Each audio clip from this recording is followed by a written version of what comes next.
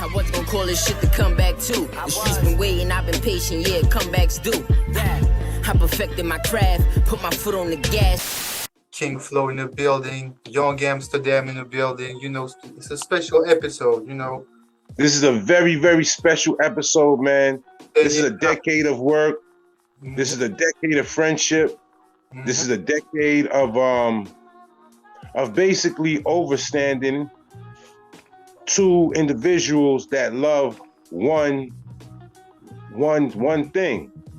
We love more than one thing, but we had a liking of one thing that we could recognize and bring each other towards, and we curated this great lifestyle, man. The life story, man. Like we've been talking Life about. story. Nobody really did what we did, you know. Maybe, but we don't know about them. You know what I'm saying? No. Nobody's done what we've done, period, because nobody is us. Real talk. So nobody's done what we've done. This is 10 years of work.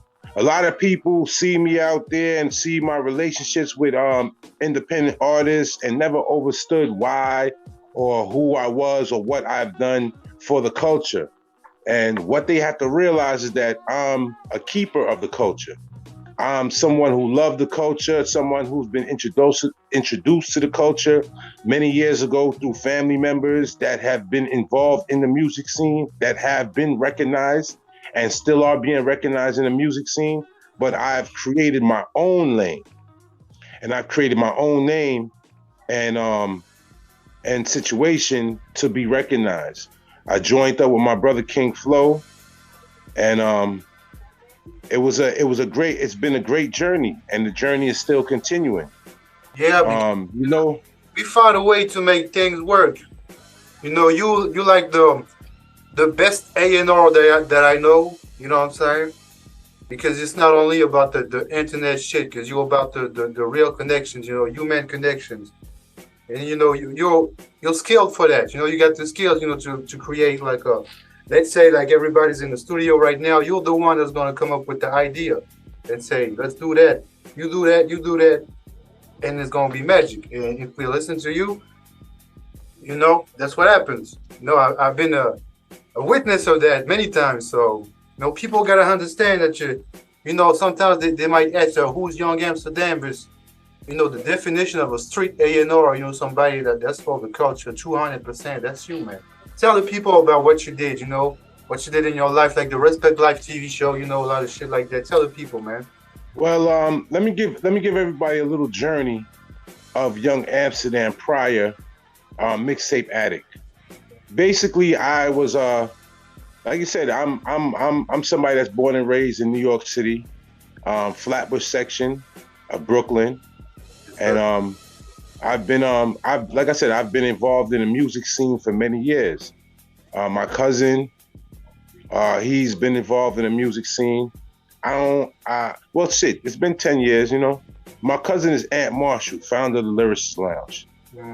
So, you know, a lot of people might think I have a cheat sheet, but trust me, you can go back and speak to Aunt and let him know that he didn't even want me involved in hip hop because of the intensity of the way the streets were when the music scene was just being curated, or not just being curated, was just still in its infant state, probably in its teenage state, growing. And I pretty much, you know, have been involved and introduced to the scene through that, and you know, going through your ups and downs, going to school, meeting people, meeting talent, you know, letting them know, yeah, my family's this, my family's that, and seeing that it doesn't really help you per se. They might give you a little, you know, love, oh, word, but it didn't really take you to where you needed to be, because you in the hip hop culture, you have to be recognized for the work that you specifically put in. You could be family members of everybody, the top execs of whatever, but if you're not personally putting in any work, then it's not going to be recognized. You get where I'm coming from? So I had to realize that early on in my love, my love that was being curated for the scene. I met up with a DJ named Sycamore. Hell yeah. You know, he Legendary. works at Atlantic Records now. I'll Make You Famous group. A couple of other heads was part of that. You know, the relationship with me and him didn't really go too far, you know, because of, you know, just whatever. Yeah, But yeah. yeah. But then I linked up with my brother DJ Watts Yes, from sir. out of Flatbush also, the Yep. Bakery Gang. And Mhm. we made a heavy impact like for a whole decade also prior, you know.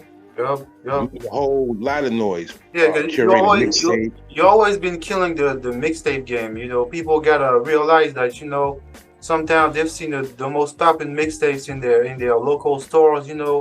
And you were probably behind it. You and some other guys, but with the Interstate Mafia and all that, y'all guys ran the mixtape game out there. I've seen Yeah, it for definitely. myself too. Everywhere I was Definitely. going. I remember when in New York, I was like in Providence. I was going to Providence. I was going to New York, all the Connecticut part, tri-state area. I Yeah. always seen one of your guys' mixtapes, Interstate Mafia. I seen that logo, somewhere in those mixtapes. So, always been killing the mixtape game. And I remember you working with DJ Watts. You kill that shit too, man. Shout out to him. Yeah. So I worked out with DJ Watts. You know, Watts ended up having a few kids. You know, real life came up to him. He's still in the scene behind the scenes, but he had a couple kids, and now he's doing the father thing. Yes, sir. You know, and I just pretty much just kept going with the mixtape scene. I went out to Providence, Rhode Island, which was a section of the United States that I've been back and forth to for a long time. Basically, you say the New England region, which is the top, the bottom of Connecticut, all the way go up to New Hampshire, Maine. Yep. So when I went out there and I started curating and doing music out there, I met up with a few very, very talented artists and stuff out there, producers. Actually, I was already in the music scene doing the mixtape stuff. So Rhode Island was kind of a section that, I was already very in tune with. So I was at a corner store and I met up with the Heartstoppers. The Heartstoppers are producers that are out of Providence, Rhode Island. It's 5 producers, and they've been making a heavy impact also in the music scene, but in the New England region. You have Mike Slick, you got Generous, you got One, you got Kit, you got and a couple of other brothers and stuff. And they've also been making a heavy impact out there in the New England region and Providence region, recording artists and helping develop the scene out there. Also, my brother Crook Rock, the Grind King.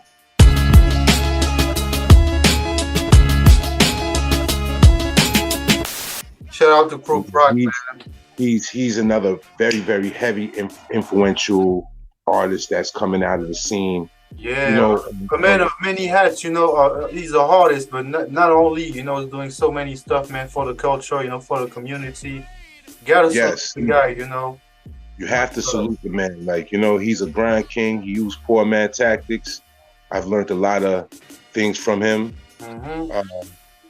And it's just been a wonderful journey, man. This hip hop thing has taken me in so many different regions and I've met so many wonderful people, man, and I'm just glad to have been able to be a part of this culture, this hip hop culture, and just curating stuff. Mm-hmm. But just moving forward, doing the Interstate Mafia thing, on being online, killing the scene online with the mixtapes and putting out artists. I ran into my brother King Flo. He was about 18 or 17 at the time. I was 18 years old, 2012, yeah. How old? 18 in 2012. Yep. So hold on, I met you originally in person in America, right?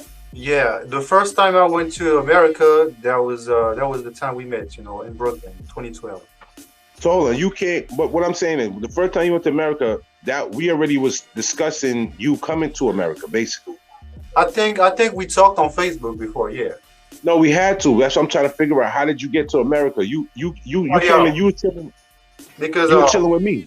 I was I was playing basketball when I was younger.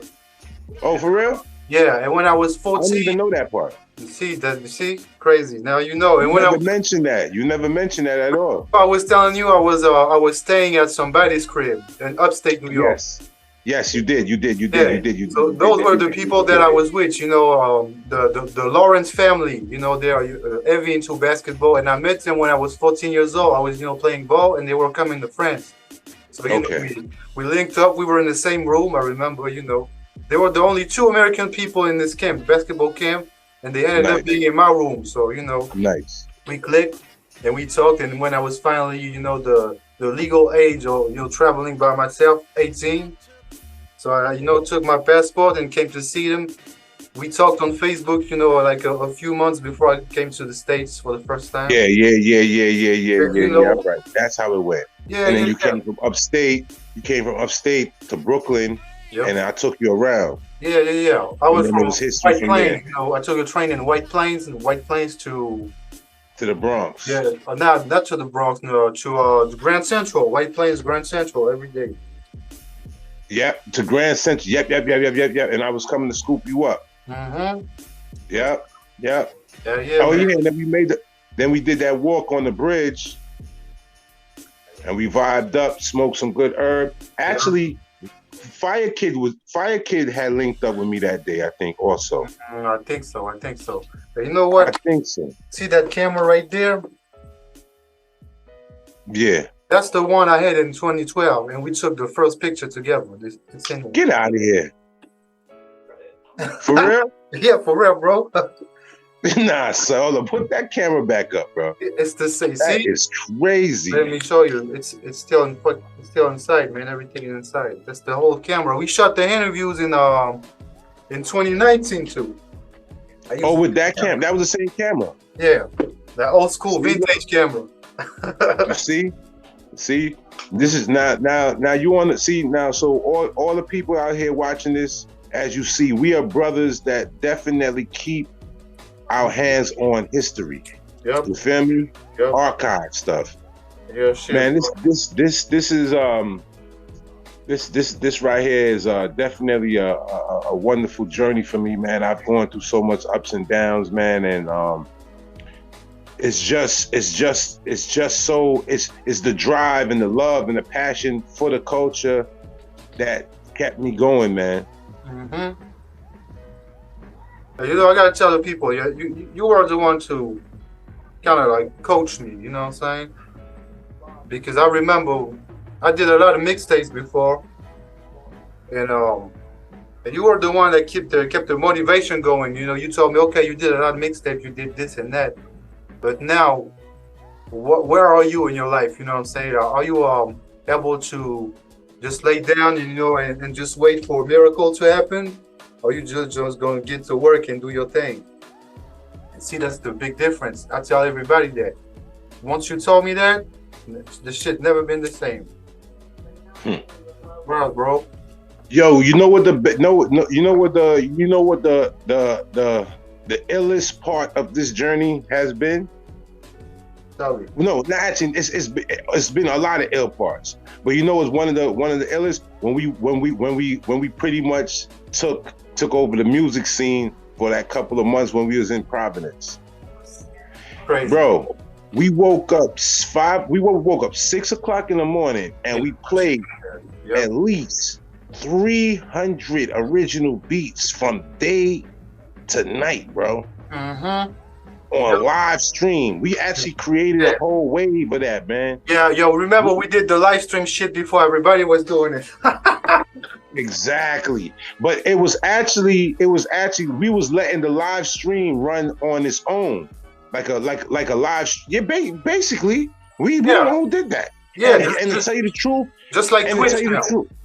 And exactly. And for the people to really recognize the truth, all we got to do is go up on our Facebook. And that's a great thing about Facebook. They pull up like from the stuff that you did 4 years ago, 5 years ago, 7 years ago on the exact date. Yeah. So it's easy to pinpoint who started or originated certain things. Yeah, man. We've been on a lot of shit. Remember when everybody was, you know, heavy on the trap shit. We kept it real with boom bap. You know, I remember you was the first one to put me on the West Side Gun before the shit went popping worldwide. Yeah. And another thing too, people gotta know the drill music. You were the first one to tell me about this shit too. Before I went to New York, it was only the UK drill. You made me listen to this shit. It was 2016, 17, something like that. You know, you told me this shit was gonna be the next wave. You told me that. Yeah, I realized that. See, you got to realize something. Fashion is a lot that has to do, but it's different. There's elements to this, and when you recognize that there's elements to this, and you realize the elements, and you look and you see the elements aligning, and you see one element starting to overshadow others, it's still hip hop because there's many elements to it. So when you recognize that and you see, you be like, you know what? Yeah, this is what it is. And plus, at the end of the day, the future. I was around the youth, and I see where they was going with what they was going with. They just wanted to be recognized. You get where I'm coming from? And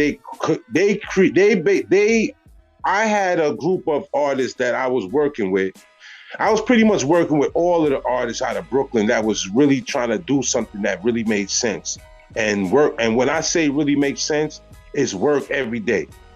You understand what I'm saying? Because, like I said in one of my rhymes back in the day, I said, stay consistent, record every day. Don't talk bud. I done called every strain. Beads long with the Amsterdam chain. I really do this. Get mills through this. So that was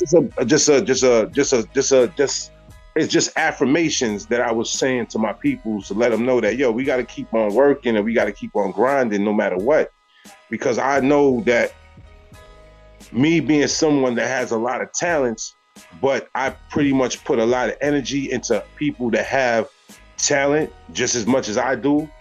But if they're doing it, and this is what their passion is, then I'm gonna help them. See, my passion is different. I'm self-motivated. I don't need a lot of things to motivate me to get me going. I'm self-motivated. So I realize sometimes that I probably have enough energy to, to help, motivate somebody else. It's not that I'm not recognizing my abilities, because I'm using my abilities by helping people shine. I say that's bigger because I'm being selfless. You know what I'm saying? And I'm looking at the bigger picture because, yeah, all right, cool. I can run around curating my talents, which I always do.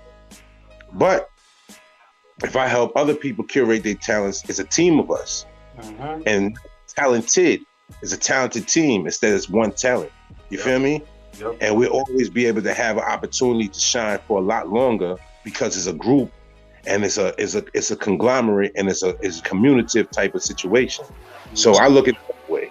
So all of the artists out there that I've touched, in any way, motivational, curating through beats, anything, that was done because I wanted to do it. And I'm always continue to do and keep the culture alive, in my way. Because hip hop is of that type of light. They give you the opportunity to shine a platform and show people what you have. And if you're that talented, you're gonna be that recognized. And that's what it is, man. Real shit, man. At the end of the day, the talent, the people will see the talent, they'll see if it's fake or not, bro. So yeah, exactly. See, and going back to what I said, the coming into the drill scene, the young boys, not saying that they're not talented, because they had to have some type of talent to get themselves to where it is. But now I feel that the drill scene is getting kind of overbearing, because you got to understand something. We're all humans. You cannot be that angry at somebody that you will wish death on somebody who's already dead. Like, come on. Like, y'all kids are getting kind of like outlandish with this shit. Like, it's like, what about your kids? How are your kids gonna recognize and be able to live out here if you're creating such a bad energy in a bad situation for yourself like that. You know what I'm saying? So, yeah, man. Real talk, man. Real talk. So, yo, Y'all tell gotta start recognizing what y'all do. Word sound is power, man. And the reason why we got these opportunities is to get us out of the bad situation, not create more bad situations for yourself when y'all already in a bad situation. You feel me? Yep. So just let y'all talents, your real talent, speak real, not killing and all this extra shit. Change it up, man. Let's see some longevity shit, man.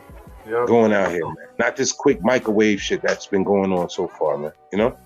Yeah, man. You know, gotta tell the young ones, you know, to chill sometimes. You know, keep their life positive. You know, the most. You know what I'm saying? But yo, yeah, it's rough out here. I mean, it's not easy. It's not easy, you know. But you gotta have some type of patience. You gotta learn patience. Yep. Have faith in something, man. Other than the gang. And tell the people, man, you know, what's good like right now. You know, I know you're heavy on the weed game. You know, tell people about that, man. About the things you got going on. I mean, the cannabis culture has been a part of my life since I've been in the street. You know, it's just you know, it's like we say, it's a double-edged sword, because you know, being chased around and arrested and being so pressured for it in my teenage years, and now that it's just so prevalent, you know, you got bags and stuff like that, all die cut it out and designed up and fancy. I remember we was getting weed that was stuck in somebody's shoe or under somebody's arm and shit. Like, we was lucky to get a good, clean smelling kind of bag. You know, now you got these fancy color design bags. I love the way it's going. You know, I love the way everything has evolved. And yeah, you know, Edible Fields is my mother company. I created and curated that through my love of culinary and my love of cannabis. So I just joined them together and started doing some things. Over the years, about 5 years, I've been branding the company now. It's been making a heavy impact in the cannabis community. So, you know, it's still in its baby. It's still in its even though it's only 5 years old, baby. You know, it's still a baby. So, you know, just look forward to seeing a lot more things going on with it, a lot more collaborations, a lot more things that you wouldn't expect it to be going in that direction. And you know, just stay tuned. You know, my brother King Flo and I have a lot of ill things that are going to be curated coming to pass soon. This interview drops. We have a few things we're going to be situating. We're going to be back on the scene with streaming of a lot of independent artists. Yes, sir. Back on the scene with the Industry Pirates mixtapes, you know. Definitely. We also going to be I also have a lot of streetwear collaborations with people.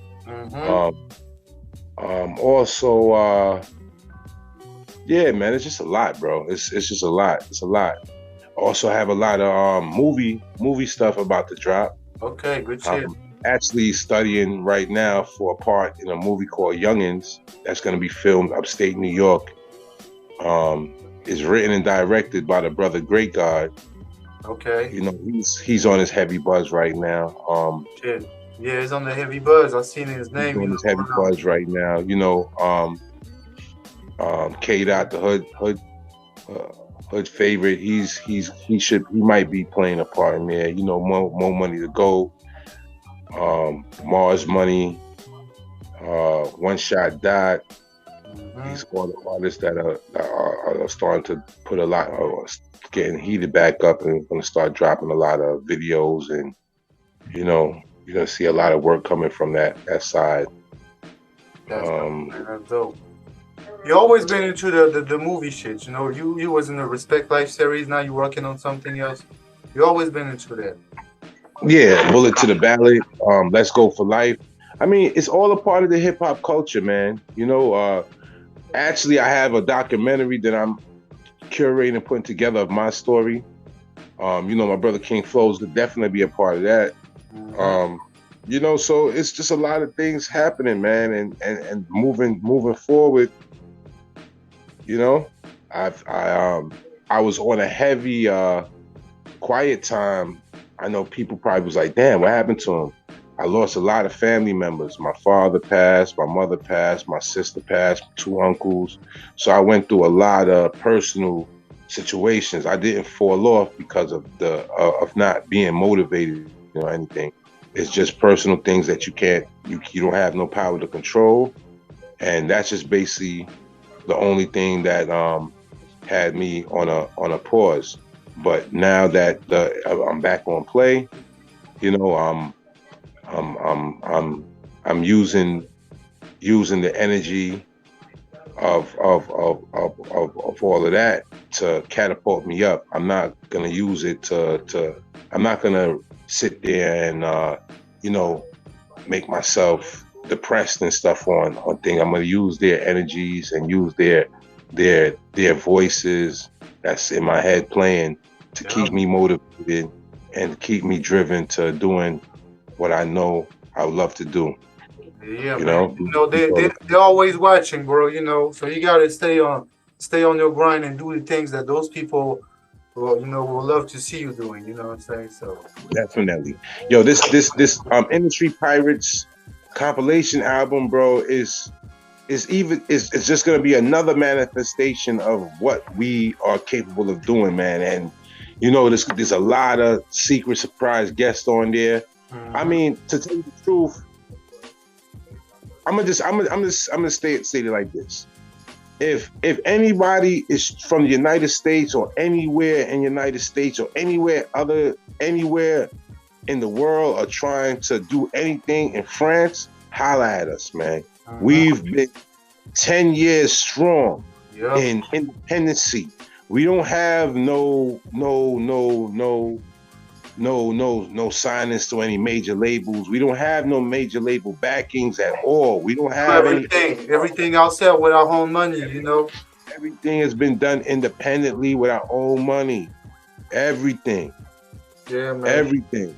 You know what I'm saying? There's artists that pay little fees and stuff for stuff that for services, but there's not even the service is basically just utilizing what we have going on to help platform them. It's Yep. not like we get rich off of the artists or something like that. Nah, this is Ah, all man. independent.